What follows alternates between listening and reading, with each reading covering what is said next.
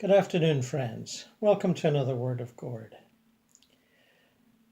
Average Folks in the Afterlife number 60, I think. And we're proceeding onwards with an old favorite.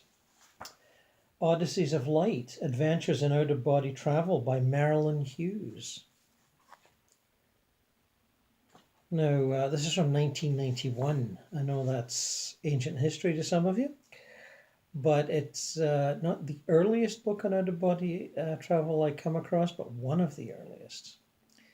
And there was only a few that existed before it, Monroe's first book for sure, and some other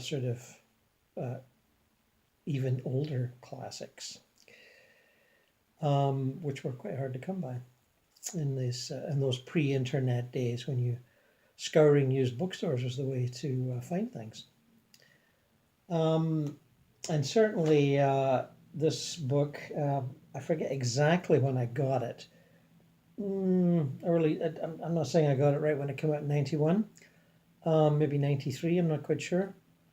And it helped me with my own education. And she seems not to adhere to any one school's principles or any tradition other than her almost natural ability to get out of body and move around. All sorts of interesting stuff in this book, this brief 135-page book.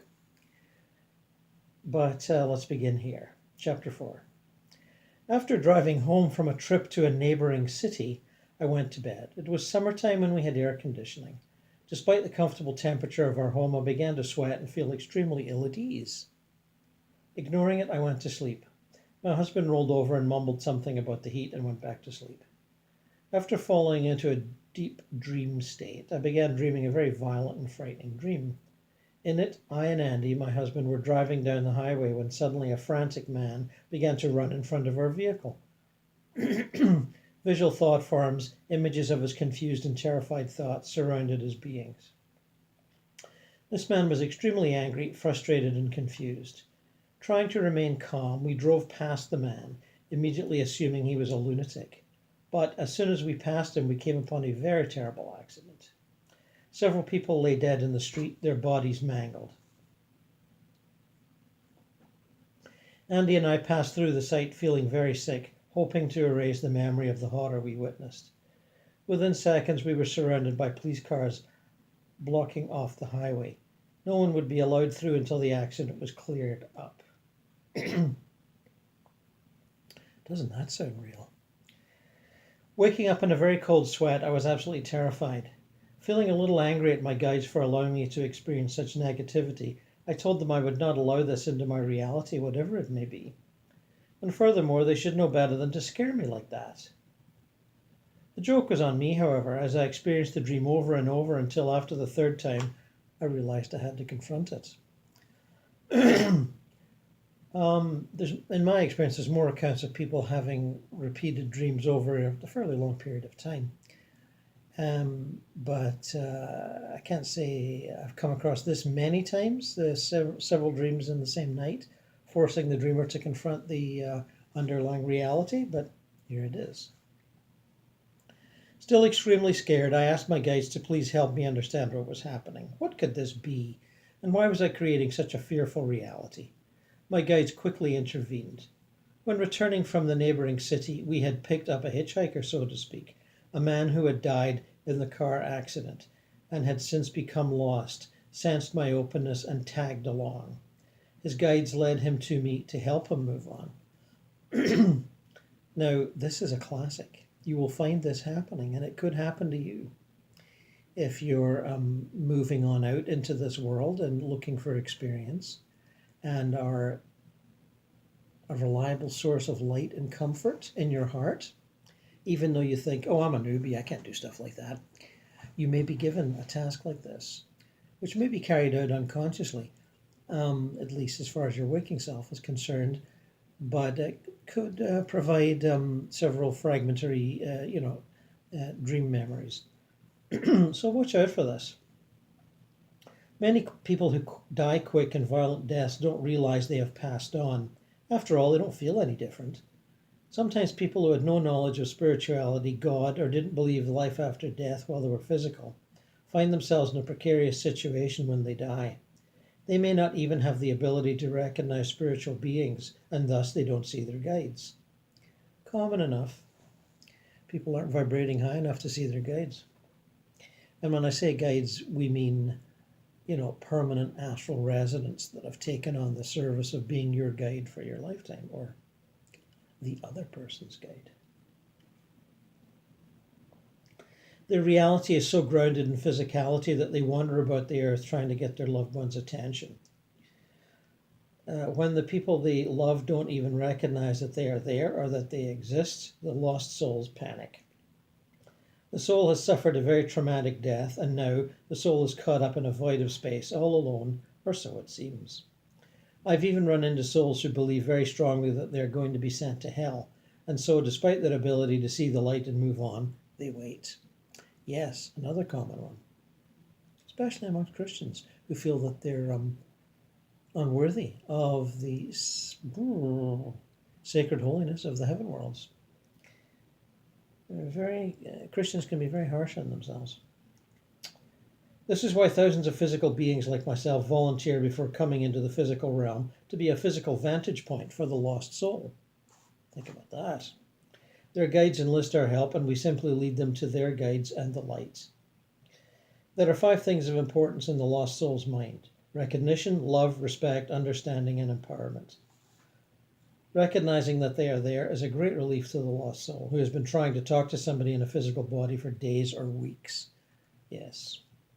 Love, respect, and understanding are also important, and if you allow yourself to feel the confusion the being is feeling, the compassion and understanding will flow naturally. When an entity shows you a thought form of his frightening death, tell him you understand that he has suffered and you feel for him. Let him know that he is loved and that you will help him. The last thing you will do with the confused being is to empower him with knowledge. All he needs to know is that he will not be judged and that his spirit guides are waiting to embrace him and welcome him back to the spirit realm. Tell him to follow the light and let him know that he is greatly loved by God. Give the entity the option of staying with you for a few hours or days. Yes, that is an option, but be on your guard. Don't let it go on too long until he feels comfortable enough to take the next step. Usually they leave within 30 minutes. The reason for this is that it is frightening for them to leave the only physical contact they have had. Once they search their spirit and recognize the truth of what you are telling them, they will be ready. The situation was not negative at all. My perception was an illusion. A fellow being was in need of assistance, and in this spirit's mind he was still physically alive and at the accident scene trying to get help.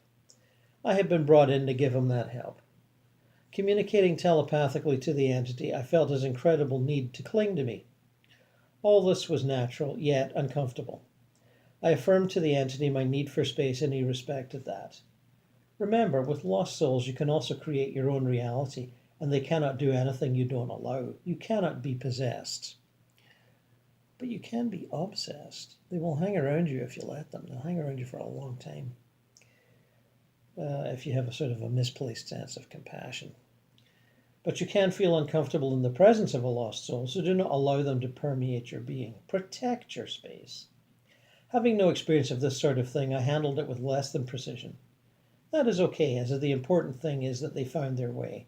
And if for some reason you cannot help the entity, fear not, for they will almost certainly be led to someone else who can. I love you, but you must look behind you and see the light of God.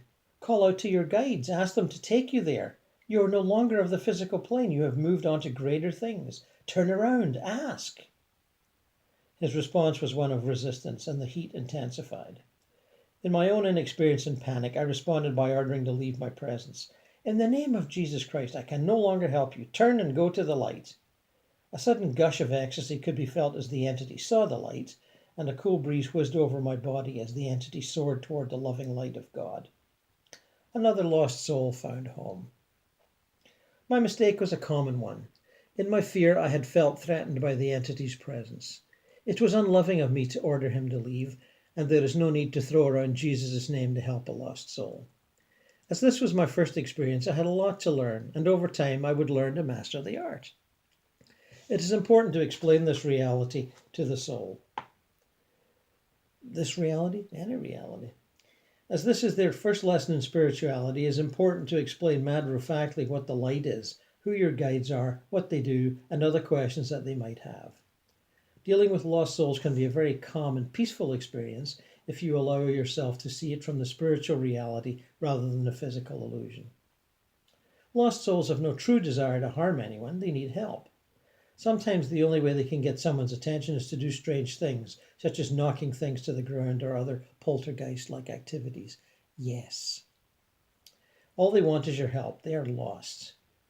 Never fear the spiritual realm. Your guides will never bring you anything unless they're absolutely sure you can handle it. True. If something seems frightening, change your point of perception, as there is absolutely nothing to fear in the universe. Fear is an illusion.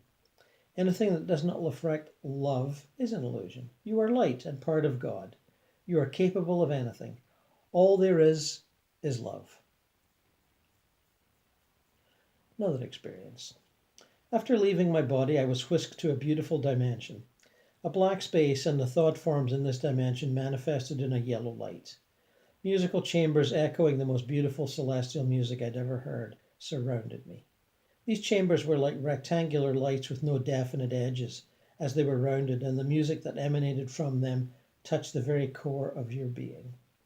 Entities of all sorts were there, astral travelers, those who had passed on, and my own spiritual guides who waited for me, beaming with happiness.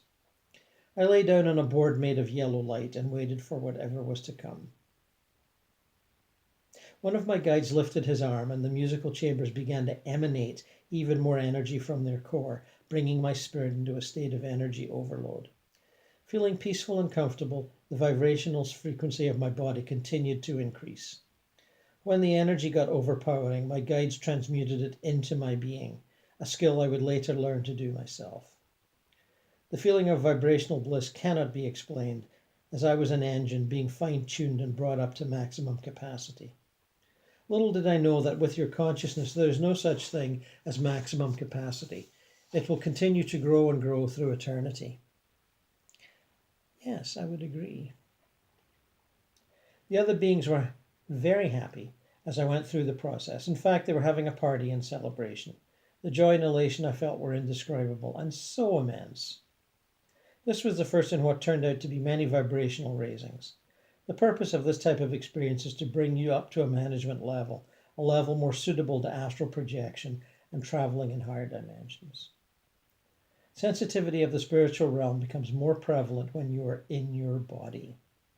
When you begin to travel the realms, your guides will do this often, as you will have a need for higher and higher vibrations to reach higher teachers.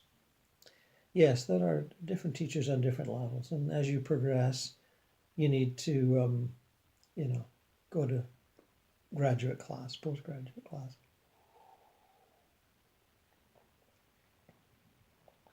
Eventually, you'll be a sort of a well-lit nowhere with nothing and nobody, but still you'll be learning.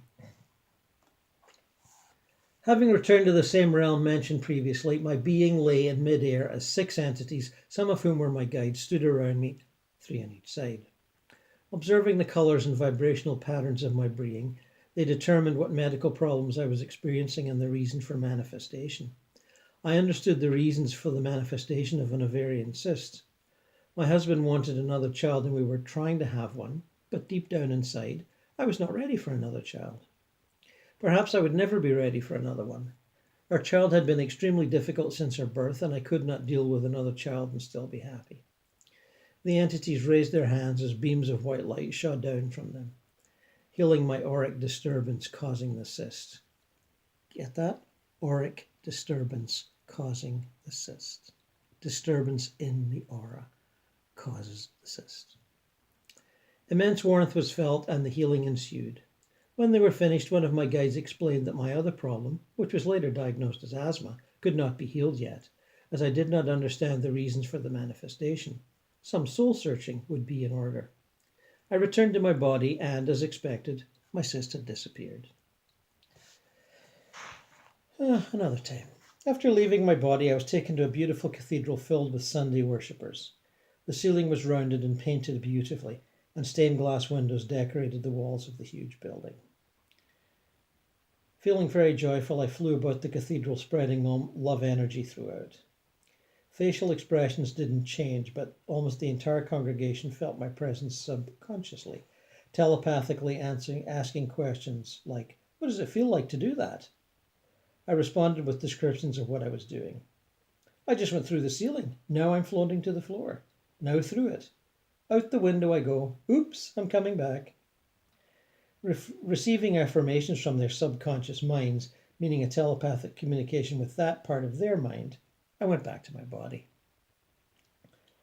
This is one example of many types of works done on the spiritual plane, as there are hundreds of methods that the other side employs in helping those of us in physical realm.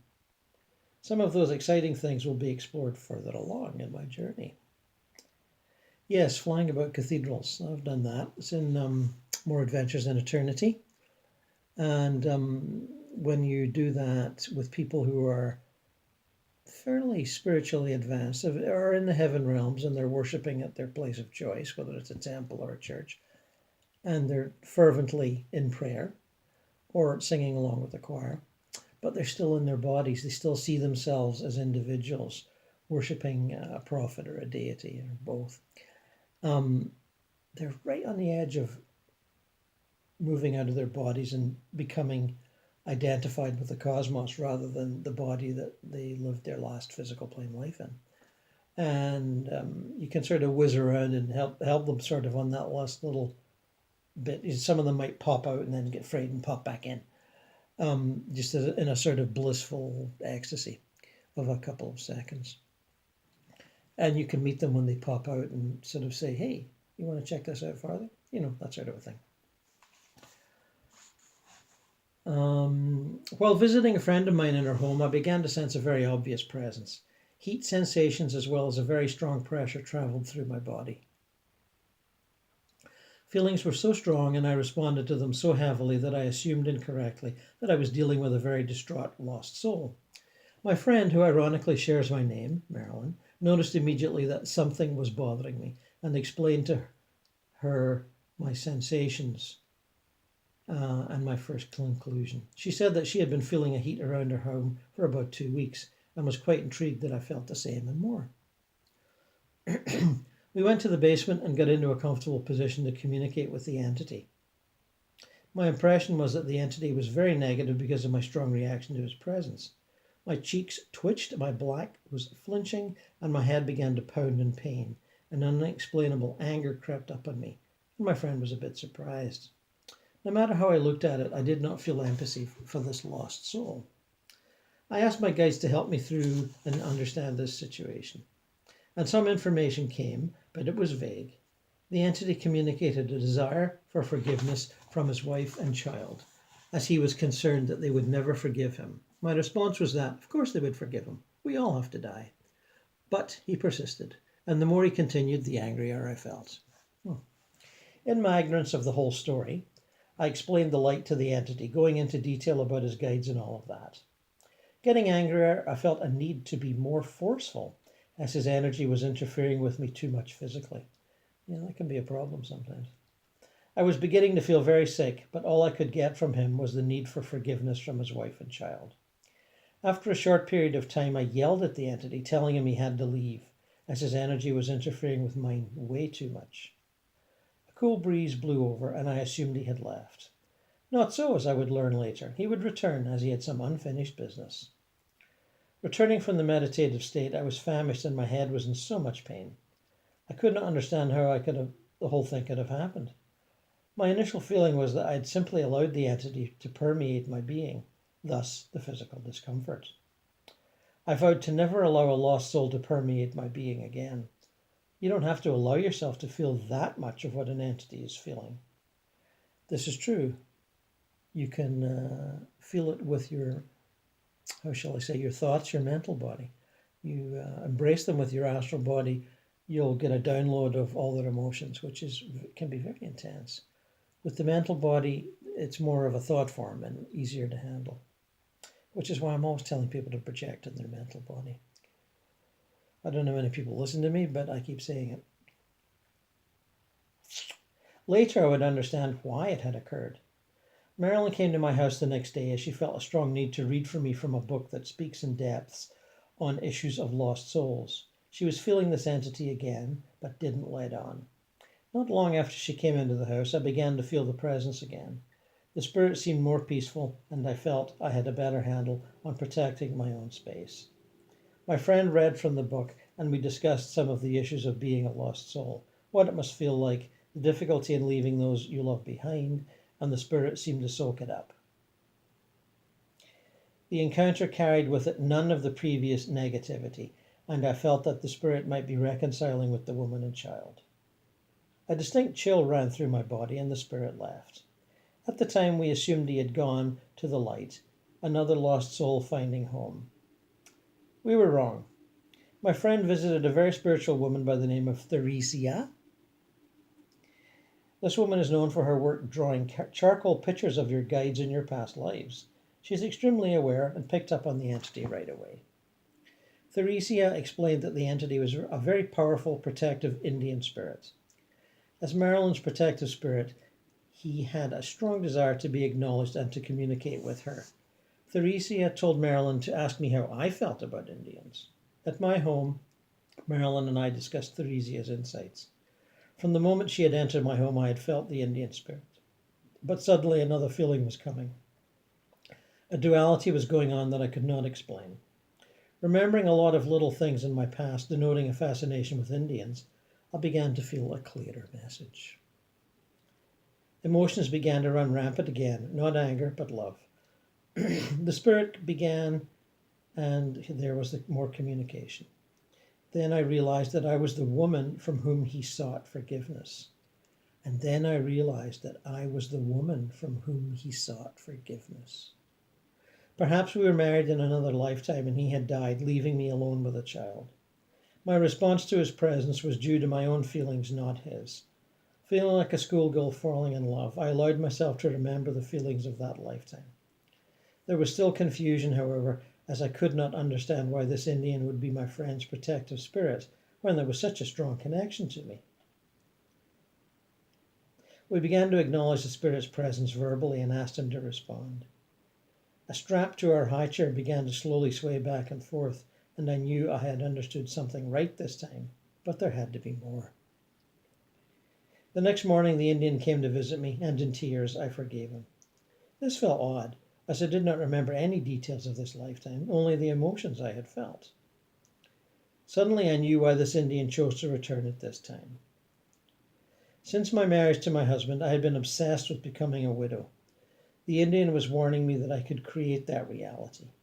My obsession with my husband's possible death could be the creator of it.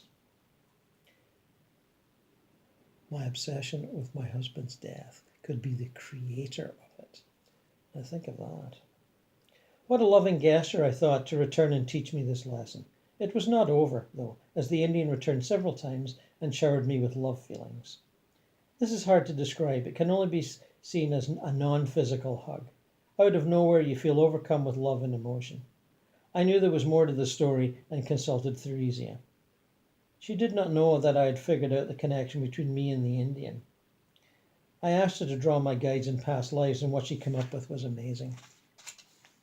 The duality I felt became clear when Theresia explained that there were actually two Indians. My friend, Marilyn's Indian, and the Indian who was involved in my past life. Apparently in Indian custom, when a man hurts a woman emotionally, he is expected to have a male intermediary approach her for forgiveness. And this is what was happening with us. But the life we shared was quite different than I had expected. My present life husband, Andy, and I were married to each other, both white, and living on the Western Fort. Andy was a cavalry officer during the Indian Wars, and thus gone a lot. Feeling attraction to the Indians and their way of life and seeing how they were treated, I began to bring them food and became friends with them. Eventually it turned into an escape operation. Whenever suspicion arose regarding the lengthy amount of time I would spend with the Christians, I would use the excuse of teaching them about Christianity.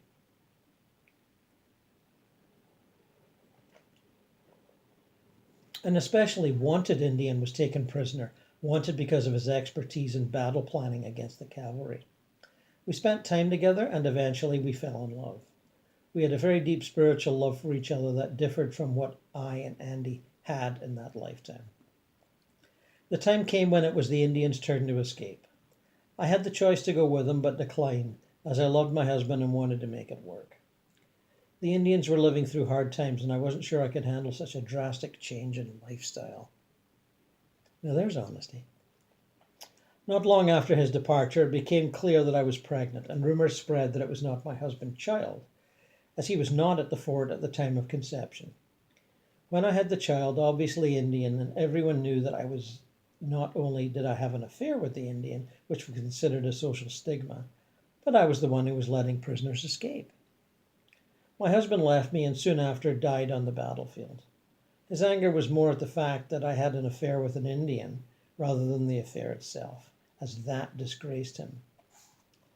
Suffering a lot of ridicule and scorn from the fort community, I became bitter over time. Wow, just ridicule and scorn? I'm surprised they didn't hang her. I mean, seriously, think about it. Wonder whether over the Indian really loved me, wondering, or if he had just used me. It all began entering my mind, and before long I felt totally abandoned and unloved. Manifesting tuberculosis, I died a few years later, leaving my child with my sister to raise.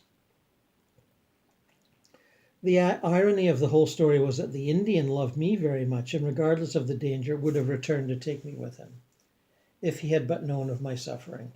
He never knew of our child until the day he died. Our separate cultures prevented us from fully understanding each other.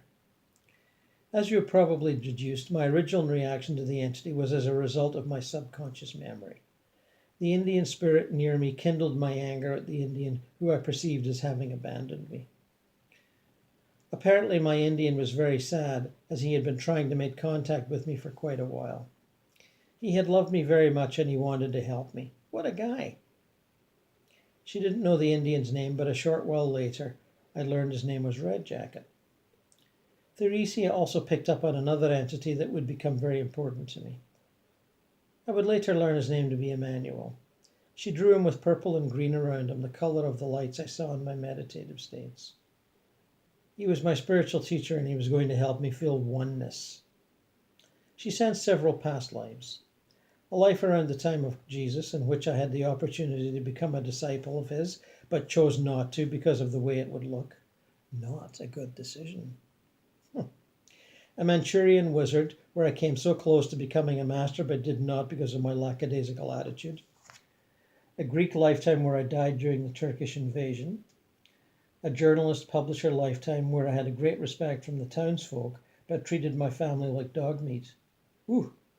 All those lifetimes were male lifetimes, in which Theresia felt I enjoyed more than my female lives because I did not enjoy the oppressive lifestyles of women, and I would tend to get hurt more in my female lives. That's worth thinking about, your male lives and your female lives and the different manifestations you will make in them.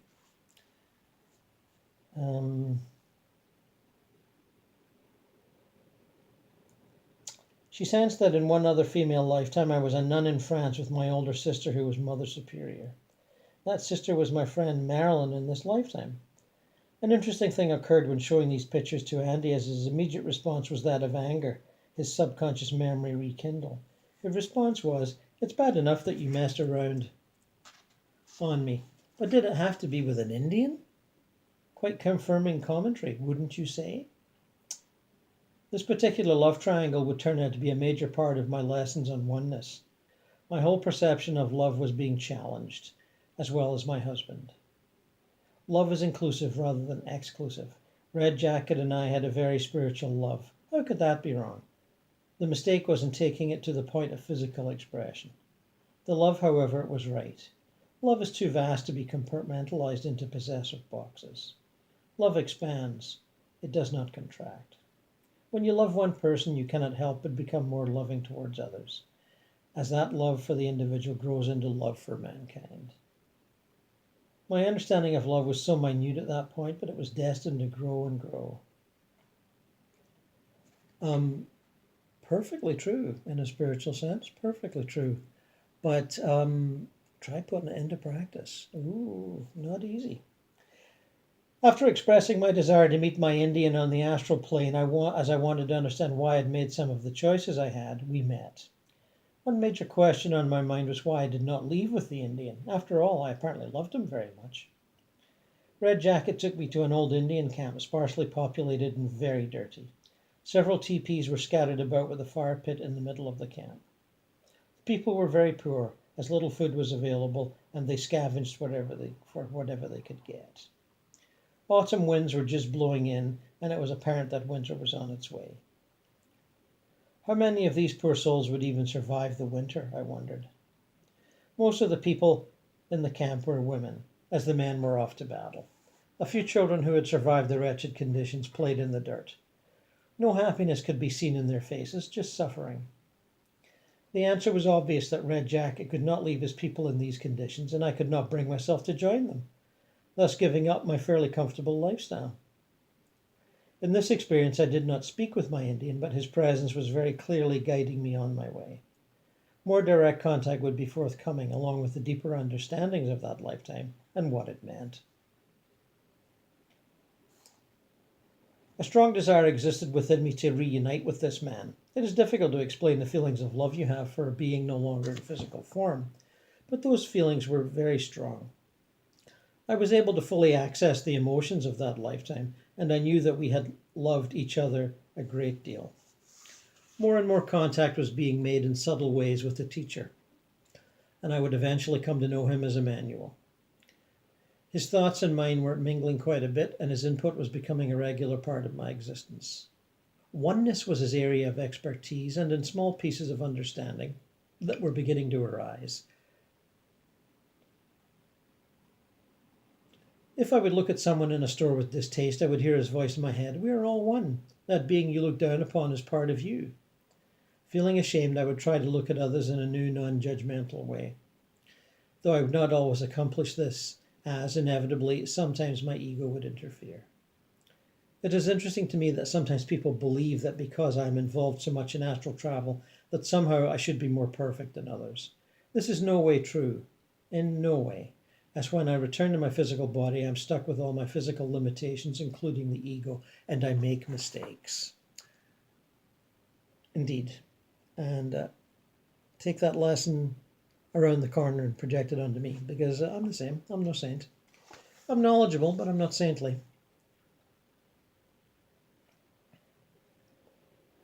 Oneness cannot be explained, as it is a feeling, but one scenario describes it well. The tiny molecules in our bodies can accomplish very little on their own, but when they come together, they form a human being whose functions flow perfectly, as one. Similarly, each consciousness on its own may have little impact on the workings of the universe, but as one consciousness, we flow to the energy force of love, and the divine plan is implemented with ease. An example of that oneness is my own writing. As a writer, I am nothing without the people who build word processors, because without them, I have no tools to write with. Most fields of expertise require tools that they do not create. This is a visual and very physical-oriented description of oneness, and oneness is a feeling that every being is part of you, and a state of unconditional acceptance.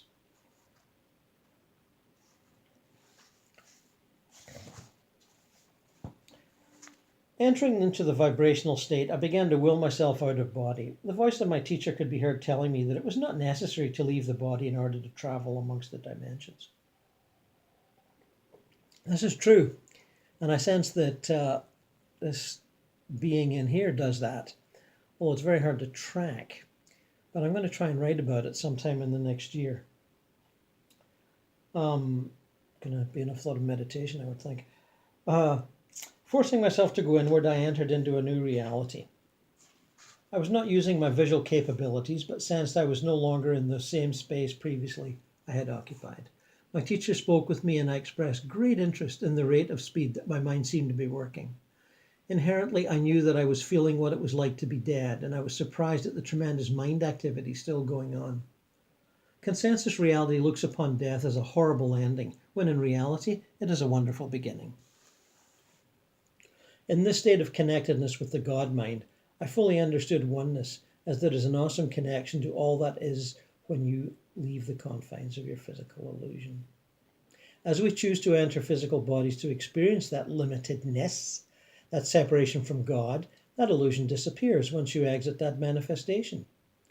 The lesson in astral projection is to somehow bring that feeling back into your limited form and experience it and share it in this physical reality. Words cannot describe that feeling, as it is total, unconditional love. I returned and awoke to my body. A day later, entering into the vibrational state again, I left my body and wandered about the house. The vibrations were extremely strong, and my head literally felt like exploding from the tremendous energy emanating through my being. Returning to my body, I prepared to journey inward. Going through an intense vibrational raising, I had the opportunity to speak with Red Jacket. When I returned to my body later, I not only remembered that we conversed and could but not remember what we said. My teacher wanted me to know that there were still blocks for me to work out before I could experience a full conscious meeting. After my meeting with Red Jacket was over, my teacher came in and continued the process of raising vibrations. A feeling of such deep love could be felt whenever he was near, and I could not help but feel the same for him. Emmanuel taught me how to transmute the tremendous amounts of energy he was sending through my being by taking the energy and bringing it to a level of love. I stopped fighting the energy and allowed it into my being, thus flowing with the energy rather than against it. Good point. At some moments my head felt like exploding, but upon transmutation the energy expanded into love and my being exploded in light. About an hour later I begged my teacher to stop, as I could not handle any more energy. I awoke moments later feeling the residual hum of my tuned up spirit, a buzzing sensation throughout my body for hours afterwards. What an exciting journey. Learning to operate in a higher level of vibration is an essential aspect of astral travel, as reaching higher dimensions requires a brighter light. If you enter into a dimension too high for your being, you will be overwhelmed by the power. You can't be hurt in any way, but you may feel as though the energy could crush you. This is why these vibrational raisings are so important. They are the key to further enlightenment and understanding. If you enter into a dimension too high for your being, you will be overwhelmed by the power. There's quite a few references in the older spiritualist literature from, as much as 100 years ago or more, where friends or family members go to a lower level and try to bring the whatever relationship they have with these people, a person or people, to the higher level that they live on, in a naive assumption that they'll just love the more heavenly vibe. And quite often they can't take it. They get, my head hurts, or it just gets too intense and they get a little anxious and don't really know what it is, but they do get uncomfortable. So just a small historical point there. And tomorrow, or the next day, or the day after that, we'll continue with more of Odysseys of Light by Marilyn Hughes. Did I get that right? Yes, Marilyn Hughes. So long, friends. Take care and keep yourself amused. Till next time.